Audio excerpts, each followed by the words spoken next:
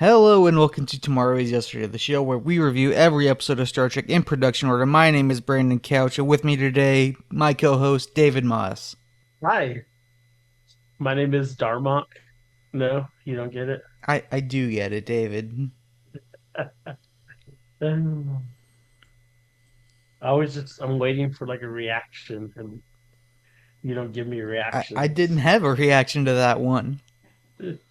You picked like the most basic word in the language everyone knows, and I didn't have like a comeback for it. Well, you know, I didn't have I Jalad at Tanagra on top at the top of my head. I I was thinking about it all day, and I was like, who should I come in as? And I got one, and then I couldn't remember it right this second. So what are we talking about today? The Return of the Archons first aired on February 9th, 1967, teleplayed by Boris Sobelman, story by Gene Roddenberry, directed by Joseph Pevney, who we last mentioned for directing Arena.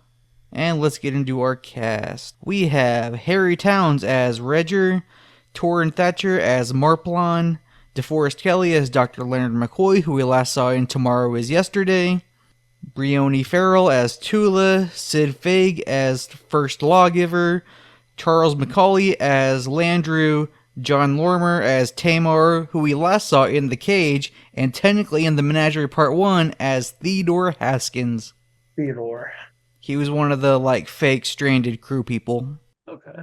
Alright, we have Morgan Farley as Hakem, Christopher Held as Lieutenant Lindstrom, George Takei as Lieutenant Sulu, who we last saw in Tomorrow is Yesterday, James Doohan as Lieutenant Commander Scott, who we also last saw in Tomorrow is Yesterday, Nichelle Nichols as Lieutenant Uhura, who we also last saw in Tomorrow is Yesterday, Sean Morgan as Lieutenant O'Neill, who we last saw in Balance of Terror as Brenner, Ralph Marr as Biller, and David L. Ross as Guard, who we last saw in the Galileo 7 as Transporter Chief.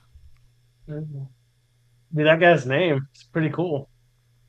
So close. One one One letter off. one letter off. David L. Ross. So close. Alright, let's see, what do we have? This was actually one of the episodes they considered for the pilot, so this could have been The Cage or Where No Man Has Gone Before. It would have been better. I don't know about that. I don't know if this episode would have got picked up if this was the first one. And I kind of liked it. I mean, it's a good episode, don't get me wrong. I'm just thinking like a studio head, if they saw this as the first episode, would be like, this is a bit dark. Yeah. But yeah, it's a good episode. We open on two men in colonial style clothing running away from something. We realize that one of them is Sulu. The other one is O'Neill. O'Neill falls. Sulu says, come on, we gotta keep going. O'Neill keeps saying, it's no use, we're surrounded. We see a couple of tall, ominous figures in hooded cloaks carrying big sticks slowly approaching from different directions. Sulu pulls out his communicator and contacts the Enterprise. Kirk answers on the bridge. Sulu says they need an emergency beam up quick. Kirk orders the transporter room to beam them up immediately. Sulu stands there waiting for the beam up. O'Neill makes a run for it. One of the hooded figures gets Sulu with his stick. Sulu goes tense, then relaxes with this stupid smile on his face, then gets beamed up. We see Sulu materialize on the transporter. Kirk enters. We also have Scotty and a red shirt at the console, and Lindstrom standing in front of the console for some reason. Kirk asks Sulu what happened, and where's O'Neill? What? Who? When Kirk asks again, Sulu says, You. You're not of the body. Kirk has Scotty call McCoy. Sulu points at Lindstrom, throws a bundle of clothes at him, saying, You. You did it. They knew we were Archons. These are the clothes they wear. Not these. McCoy comes in asking what happened. You're wonderful. You're the sweetest, friendliest people in the universe. It's paradise, my friend. Paradise. Kirk asks where O'Neill is again, and Sulu says, Paradise.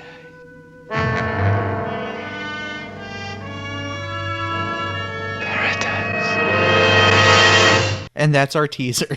So I've been watching the new episodes of Doctor Who, and the episode last, or actually Friday, like the whole episode, there was just like a woman standing 73 yards away from the character in Doctor Who, in just in that ominous, just like the lawgivers were standing.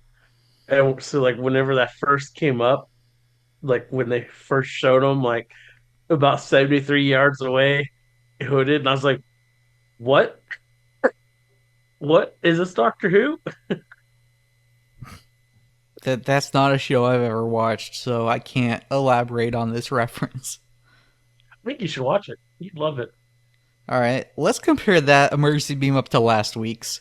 So if you remember last week and tomorrow was yesterday, like the sergeant guy just picked up a communicator and there was an emergency signal and he was immediately beamed up without a word, just immediately beamed up. And this week, like Sulu straight up says, "We need an emergency beam up," and it took a while to beam them up. Yeah, I noticed that.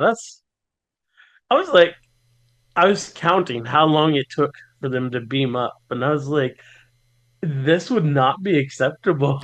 Like someone would be going to the brig if this was Janeway's ship, And that's probably Tom. Tom would be the one going to the brig. even though he had nothing to do with it.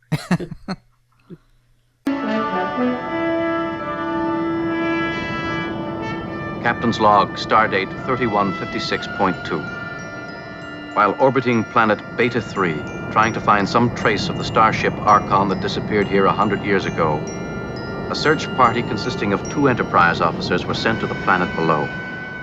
Mr. Sulu has returned, but in a highly agitated mental state. His condition requires I beam down with an additional search. Our landing party consists of Kirk, Spock, McCoy, Lindstrom, Leslie, and 1 or 2 other guys. A man walks past them and gives a little bow. Spock says, "Odd, the expression on that man's face, the mindlessness, vacant contentment." Kirk says it's like Sulu. This guy, Biller, approaches them. "Joy to you, friends. Kirk returns the greeting. You be strangers. Come for the festival, eh ya? Kirk answers yes. Got a place to sleep it off yet? Go round to Rager's house. He's got rooms. But you'll have to hurry. It's almost the red hour." He points to a big clock and we see it's almost 6. Kirk asks if the festival starts at 6. Tula! These folks come for the festival. Your daddy can put them up, can't he? Tula asks if they're from the valley. Lindstrom says they've just arrived. The clock strikes 6 and the purge happens. Assaults, vandalisms, clothes loosening, men and women all over each other. So, fun fact. Ben Stiller is a fan of Star Trek and he named his company after the Red Hour. It's like Red Hour Entertainment, Red Hour Pictures, something like that. Oh, I didn't know that. Wait, so Ben Stiller, he's the one night at the museum, right? Yes. Okay. All right. All right, all right, all right.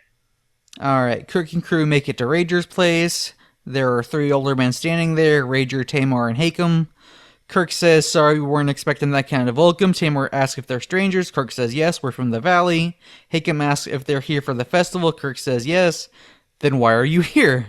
Lindstrom asks if the 3rd guy is Rager and if he has a daughter named Tula. Rager says yes. "Well, you better do something. She's outside." Rager's like, "Yeah, it's the festival. The will of Landru." Hakem says, "Rager, these are young men. They are now old enough to be excused." Rager says they're visiting. "Well, have they no lawgivers in the valley? Why be they not at the festival?" Kirk says, "We heard you have rooms available," and Rager's like, "See, they just want somewhere to sleep it off." Hakem says, "But the red hour has already started." Tamar steps in. "Hakem, these be strangers. The valley has different ways." "Do you say that Landru is not everywhere?" "No, of course not. It's simply they may have different ways." Rager tells them to follow him. Lindstrom says, "But the girl out there." Hakem's like, "Yeah, she's at the festival where you should be." Rager hurries them upstairs. Hakem says, "The lawgivers should know." Tamar says, "Surely, Hakem, they already know. Are they not infallible? You mock them? You mock the lawgivers? And the strangers are not of the body. You will see." Tamar tries to stop him, but he leaves. Yes, so the red hour, it started, right? Yes. Okay, so is this the purge? Like before the purge ever came around? Like, Yes, David, I already made that joke. It is the purge. did you? Yeah. I didn't catch that. Like, like I'm pretty sure Star Trek just invented the purge. Yeah? Um, Alright. Oh, I guess I missed this, but like, the ship they're looking for, the Archon, if you do the math, 100 years ago, that would have been like an Enterprise era ship. Which clearly is not the Yeah. intention, but I just find that as like a fun canon thing. could have been just a little bit after the Enterprise, maybe. Well, yeah. Yeah. Rager shows the crew to the room, says they can rest here after the festival. Kirk's like, yeah, we're not doing that. Rager says, but it's Red Hour. Kirk starts asking questions about the festival and Landrew. Rager closes the door and shushes him. Landrew, you ask, you're strange. You scorn festival? Are you? Are you? Kirk asks again with no answer. We see some scenes of the purge. Sorry, the festival. Back in the room, Rager's left. Kirk guesses they have until morning. Tells Bones to get some atmospheric readings. Tells Lindstrom to see if there's any sociological parallels with other societies. And tells Spock that they need to come up with a plan. Cut to the next morning. Kirk's watching The Purge. The clock strikes 6 and everyone stops and goes back to normal. They hear a woman crying downstairs. They go to investigate. They go downstairs. Tula is crying. Rager is comforting her. McCoy and Spock lead her into the next room so McCoy can give her a shot to calm her down. Lindstrom says, you didn't even try to bring her back. What kind of father are you? Rager says it's Landrew's will. Kirk asks who's Landrew. Tamar asks, so you didn't attend the festival? Kirk says no, and Rager says, then you are not of the body. Okay, here's my question so far. Why is Tula crying? I don't know. Did she get, you know? Now, here's what I think. So, the Red Hour happens, everyone goes crazy, Red Hour ends, everyone goes back to normal, right? Right. But Tula doesn't. She's like freaking out, screaming about everything that happened. Here's my Right. theory. So as we find out in this episode, like Rager's immune to like the whole doing the Red Hour, like the whole all the stuff. My theory is Right. that Tula also is. She just like does the Red Hour so that people aren't suspicious of her and Rager, because you know she's too young to be exempt from the Red Hour. So my theory is Right. she's not of the body, but she has to pretend she is, and that's why she's freaking out after the festival. I get you. I mean, because that's 12 hours of Purging. purging. Yeah. Like, I think I could probably do like an hour and it'd be like, I'm tired. I gotta go home. That's why the old people don't have to do it. Also, I can't stand Lindstrom. Like, he's worse than Bailey. I don't like Now, this which guy. Which one was Lindstrom? He's the Was one who he- keeps like being like, you gotta go help your daughter. What kind of father are you? He wasn't the snitch. He was the No, he's not the snitch. like I can't keep names He's like the straight. younger crewman who's in this episode a lot. Like he's the Oh, blue okay. shirt. Okay, so he is a Bailey. Yes, he is a Bailey. Okay. In my research, I found like there's kind of a reason for this because there was a cutout plot where like he and Tula were supposed to have like a romantic thing, but they cut it out. So all these comments about like you gotta save your daughter kind of makes sense if they would have put that plot in there, Right. but they didn't. So he's just irritating. Um, Alright, they go into the next room. Tula's asleep. Rager asks if they're Archons. Kirk asks, what if we are? Tamar says they have to hide them. Hakem barges in with the hooded figures from earlier, lawgivers. Says that Tamar mocked the lawgivers and Kirk's crew scorned the festival. One of the lawgivers lowers his sticks and smoke comes out of it, and Tamar dies. The lawgiver says, You attack the body. You have heard the word and disobeyed. You will be absorbed. Kirk asks what absorbs means. Hakem's like, see, he's not of the body. You will be absorbed. The good is all. Landru is gentle. You will come. And that is the end of Act 1. That is a very long act. It actually wasn't. It was pretty short. It just seemed really long. We pick up right where we left off. Kirk says we're not going anywhere, and the lawgivers are like, but you have to. Kirk's like, nope. The lawgivers just quietly look at each other for a minute. Spock says that clearly they're not ready to deal with disobedience and asks how Kirk knew that. Kirk says, everything we've seen here so far seems to indicate some sort of compulsive, involuntary stimulus to action. Spock says that's logical. Then the lawgivers come back into the conversation. It's clear that you simply did not understand. I will rephrase. You are ordered to accompany us to the absorption chambers. Kirk asks why they killed that guy. Out of order. You will obey. It is the word of Landru. Kirk says to tell Landru will come by whenever we feel like it. The lawgivers point the stick down and Kirk just takes it out of his hand and gives it to Spock. The lawgivers freak out and old brown-nosing tattletale guy whose name I've forgotten and don't care enough to look up runs away. Spock points out that he's holding a hollow tube with no mechanism inside. Rager says they need to get out of there. The fact that they're just holding a pipe. That's supposed to be a weapon. Just a pipe. Like, come on. It's a highly advanced pipe. No. No. Like, the costume designers, set designers, really did not think outside of the box on this. What do you mean? It's an old-timey place. Well, it's a It's pipe. the set from Miri. Yeah, It's that's a the point. pipe. The point is the pipe is capable of killing, but it's just a pipe. Like, it's more advanced than it appears to be. That's like the point of it just being a pipe. I mean, the You know, because we find out that, spoilers, Landru's a computer. So, like, he's doing all this. An advanced computer. I don't know. Back on the street, they're walking around like everyone else trying to blend in. Kirk asks for Spock's opinion. Totally illogical. Yesterday, without apparent cause or reason, they wrought total havoc.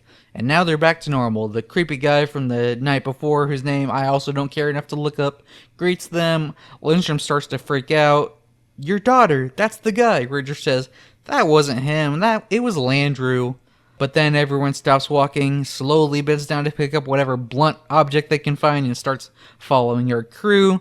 Rager tells them that Landru is summoning the body. Kirk orders phasers to stun, and they book it. They get cornered in an alley. Kirk orders phasers to not just stun, but to a wide field. They stun the people. They start to get out of there. McCoy stops, realizing one of the people they just phasered was O'Neill. They pick him up and get out of there. Rager leads them down into this stone building. McCoy has them put O'Neill on a bunk bed. Rager unwraps this square that lights the whole room up. Kirk says it's a lighting panel. Spock says they shouldn't have that technology yet. Rager says it comes from a time before Landru. McCoy says O'Neill is about to wake up. Rager says he can't, he's part of the body. If he wakes up, Landru will find them. The body absorbs his enemies. It only kills when it has to. When the first Archons came, they were free, out of control, opposing the will of Landru. Many were killed, many more were absorbed. When he regains consciousness, Landru will find us through him. And if the others come... Kirk asks what others. Rager says the others that resist Landru.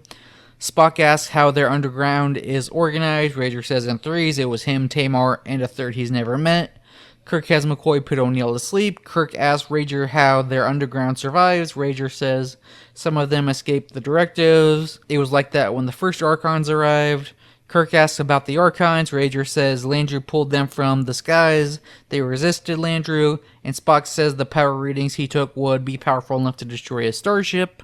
I mean, I feel like Spock should have mentioned that before now. Like, I mean, Well, no, like he just took the readings. Like he took the readings like as they entered this room. Well, like he said, hey, there's this, beam or whatever. Like or not beam, but what was it? Power. Well, no. So they walk in. Kirk tells him to take some readings. Spock takes some readings, and then like Rager says all this stuff, and then when he mentions that Landru brought the Archons out of the sky, like Kirk's like, Spock, are those are those power readings enough to like do that? And Spock's like, yeah. So like it came up naturally in the scene. Like it worked for the scene. Spock's not being negligent. Okay. Kirk calls the Enterprise. Scotty's on the bridge, says they're being attacked by heat beams from the planet. Shields are holding, but if they try to move, they'll lose shields and be destroyed in less than 12 hours. And this is the first time Scotty gets to take command. So there's that. We've established that Scotty's the second officer now. Yeah. He still can't find engineering. I noticed He's that. in command. He can't be in engineering when he's in command.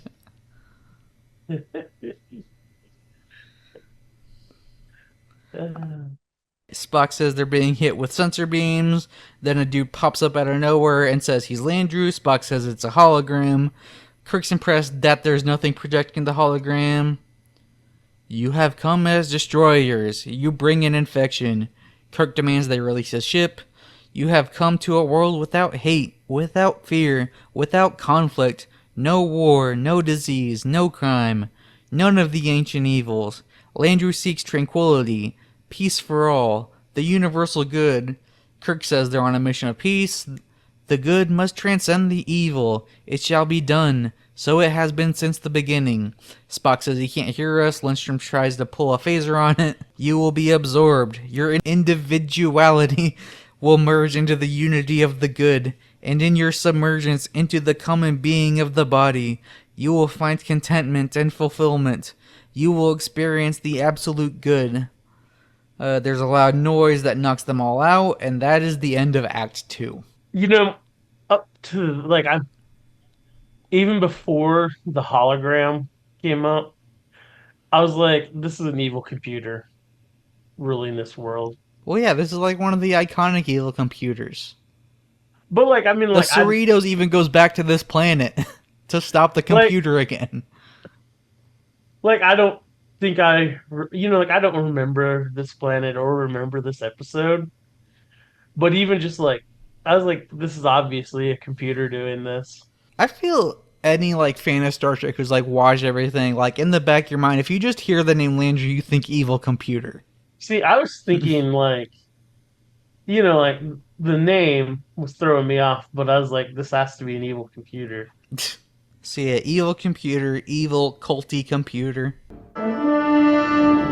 Captain's log, stardate 3157.4. The Enterprise, still under attack by some sort of heat rays from the surface of Beta 3, is now being commanded by Engineering Officer Scott. The shore party has been taken by the creature called Landru. Kirk wakes up in a dungeon, goes around waking up Spock, Lindstrom, and Leslie. Spock asks where McCoy is. Kirk says he was gone when he woke up, along with O'Neill and the other red shirt. Spock asks about phasers, and Kirk says they took them all. Lindstrom has a headache. Spock says that's pretty normal considering they were hit with a hypersonic. Kirk refocuses them on getting out of there. He suggests using the lawgiver's inability to deal with disobedience. Spock says they would have fixed that by now. Interesting. However, their reaction to your defiance was remarkably similar to the reaction of a computer when fed insufficient or contradictory data. The lawgivers walk in with McCoy and the other crew members. Kirk tries to talk to McCoy, but he's chugging the Landru Kool-Aid. A lawgiver points a stick at Kirk and tells him to come. Kirk says no. The lawgiver says, come or die. Kirk and the lawgivers leave. Spock asks McCoy what will happen to him, and McCoy says, he goes to joy, peace, and tranquility. He goes to meet Landru. Happiness is to all of us. Blessed by Landru. Okay. So here's where I noticed that throughout this episode, Kirk calls McCoy Doc. Kirk never calls McCoy Doc. What is with this? I noticed that. I was like, is Kirk Bugs Bunny? What's going on here? Like, if he called him Bones, that would make sense, but like Doc? Throughout the whole episode, Doc. The first time are they I was time like, traveling again? Going 88? the first time I was like, oh, maybe it's just like a slip of the tongue or something. Like, like he was gonna say doctor and he said doc. But then like the fifth time I was like, what the crap? Yeah, McCoy's just Doc now. We're in a very Star Trek looking room. Kirk's strapped to a wall. A bald guy in orange robes walks in and relieves the lawgiver. The lawgiver leaves and the guy gets in the booth to zap Kirk. Back in the dungeon, Spock's getting nowhere with McCoy. Lindstrom says, "Well, this is simply ridiculous. A bunch of Stone Age characters running around in robes," Spock replies, "and apparently commanding powers far beyond our comprehension. Not simple, not ridiculous, very, very dangerous." A lawgiver comes in, points a stick at Spock and tells him to come. I mean, I would call it a pipe. He points a pipe, but then I feel like we might get banned for saying. I thought stick was the funnier way to say it. He points his pipe at Spock, tells him to come.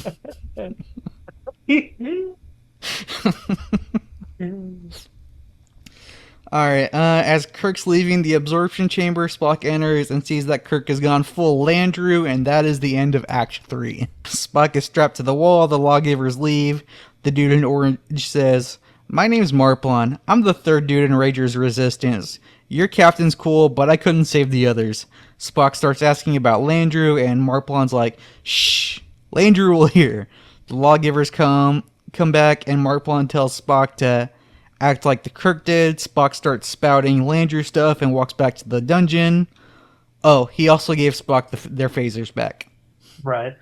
You know, when Kirk went into the deal, I was like, man, this is the second time Kirk's had his mind messed with.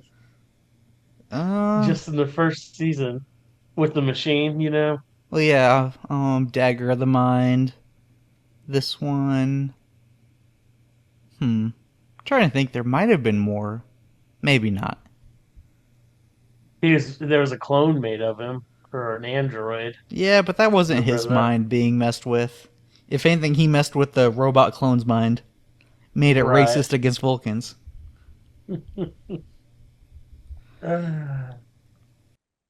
But I knew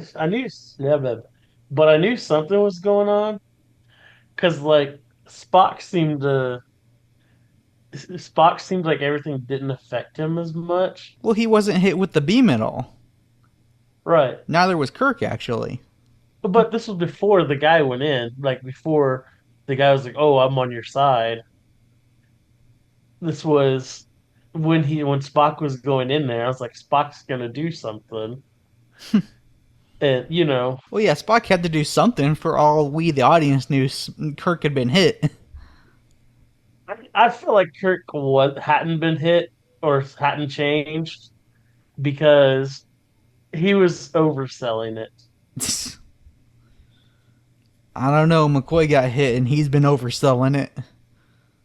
Yeah, but I don't know. Also, Kirk, did you notice how Kirk walked? He looked like a cowboy. Back in the dungeon, Spock meets up with Kirk and Lindstrom. They make sure they're all Kool-Aid free, and Spock has a theory about Landru. They walk away so McCoy can't hear, and this is a soulless society, Captain. It has no spirit, no spark. All is indeed peace and tranquility. The peace of the factory, the tranquility of the machine, all parts working in unison. And when something unexplained happens, their routine is disrupted. Until new orders are received, the question is, who gives those orders? Landru. There is no Landru, Captain. Not in the human sense. You're thinking the same thing I am, Mr. Spock. The plug must be pulled. Sir, Landru must die. Captain, our prime directive of non-interference. That refers to a living, growing culture. Do you think this one is? That's a convenient interpretation.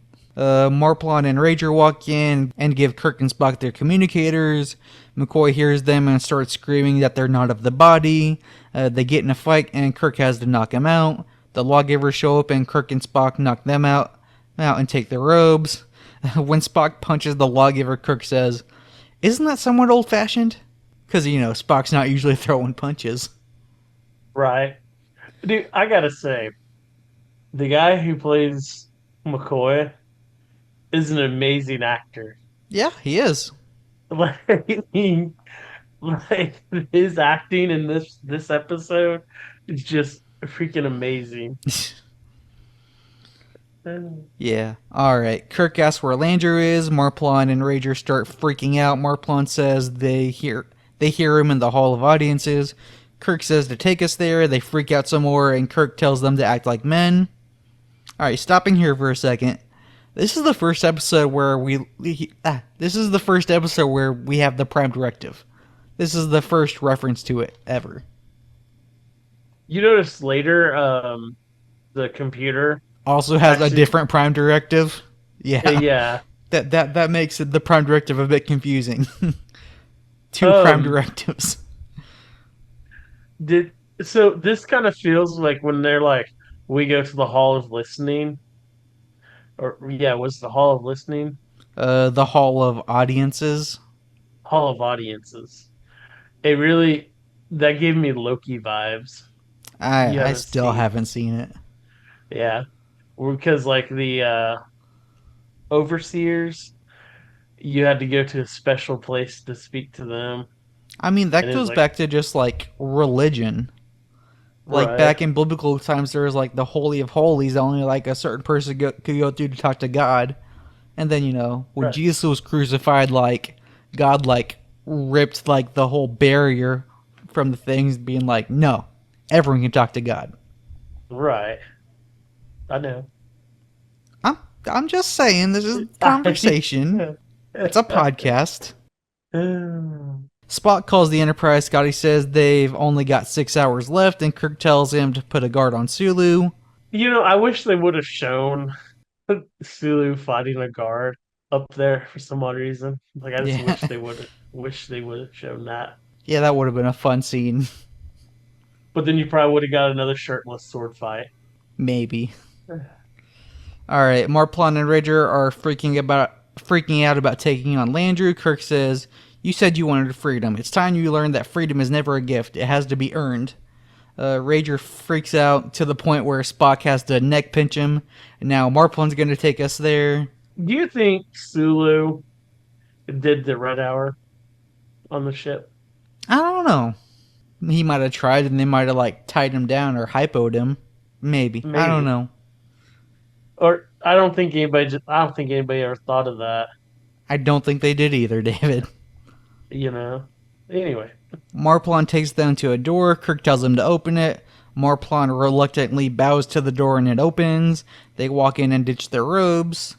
The Landru hologram pops up and says he's got to kill you all to save the body. Kirk and Spock pull out their phasers and blast a hole in the wall, revealing a computer room. They're about to blast the computer when Landru neutralizes their phasers. Now let's listen to Kirk talk a computer to death. No. The good of the body is the prime directive. Good of the body, Captain. That's the key. Yes.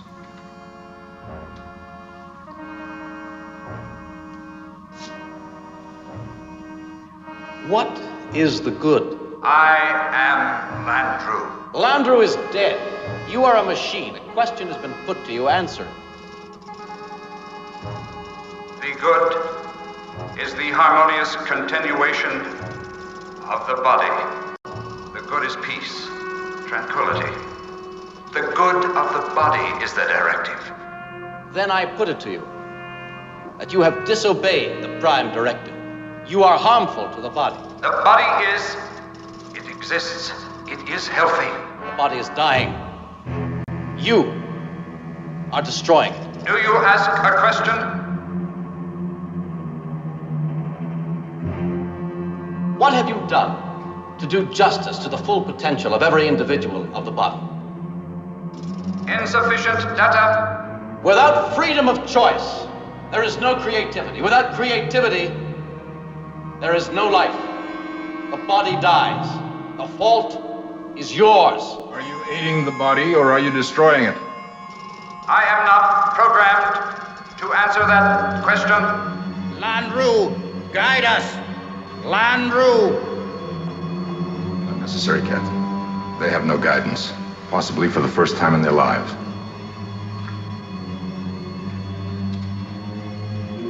Landru, answer the question. Peace, order, and tranquility are maintained. The body lives. But I reserve creativity to me. Then the body dies. Creativity is necessary for the health of the body. This is Impossible? Is this truly Landru? What's left of him? After he built and programmed this machine 6,000 years ago. We must create the good. That is the will of Landru, nothing else. But there is evil. Then the evil must be destroyed. That is the prime directive. And you are the evil. I think. I live. You are the evil. The evil must be destroyed. Fulfill the prime directive. You Landru, help me. are the evil. Fulfill the prime directive. Help me, help me, help me, help me, help me.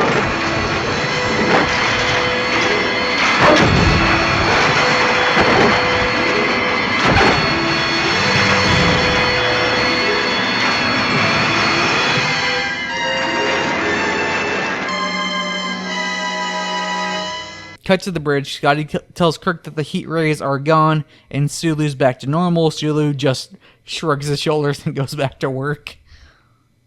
That was funny. Just like, eh? You're relieved.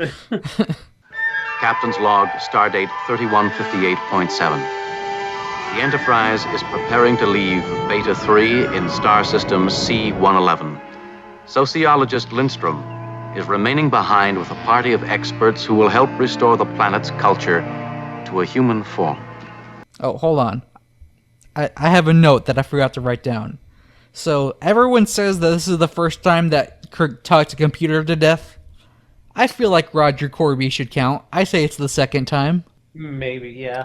But yeah, this will become a trope. Kirk talking computers into killing themselves. Oh, good lord. Like, you remember when Discovery had to take on Control? They should have just called that Kirk guy. Had him talk to it for a minute. Yeah. Yeah. he probably could have done it too.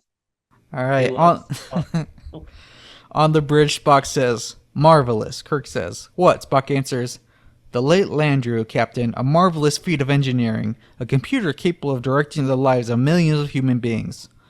"But only a machine, Mr. Spock. The original Landru programmed it with all his knowledge, but he couldn't give it his wisdom, his compassion, his understanding, his soul, Mr. Spock. Predictably metaphysical. I prefer the concrete, the graspable, the provable. You'd make a splendid computer, Mr. Spock." "That is very kind of you, Captain." Lindstrom calls to say goodbye and to report that the residents of the planet are fighting now, which isn't perfect, but it's human. How often mankind has wished for a world as peaceful and secure as the one Landru provided. Yes. And we never got it. Just lucky, I guess. And that is the end of our episode. After last week's episode, this one was kind of a letdown. I mean, it was a good episode. It was a good episode, but like... I mean, it wasn't as fun as Tomorrow's Yesterday, but like... I mean, it was a good episode. It was important, like... In reality, this episode was about Vietnam, which was going on at the time. Like, Kirk and crew are like, for freedom and individuality. Landru is like, the state controlling everyone. Like, that's what they were getting at with this one. Okay. But yeah, good episode. Not fun like last week's, but still good in its own way. On the Bailey scale. The Lindstrom scale?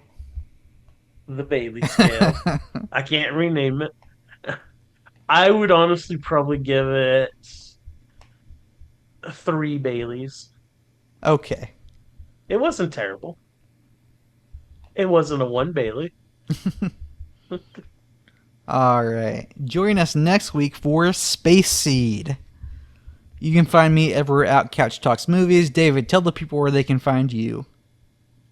Alright. You can find me at my TikTok at Commodore Moss and my Instagram at _David_Moss.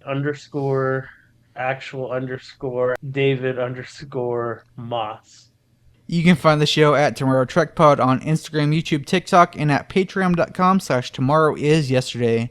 And don't forget to check out our stuff on the Couch Podcast Network story at couchleaders.com.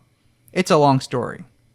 And we just got we just uploaded a new design. We have the I'm Dead Jim t-shirt now available. And until next time, live long and don't be a evil computer.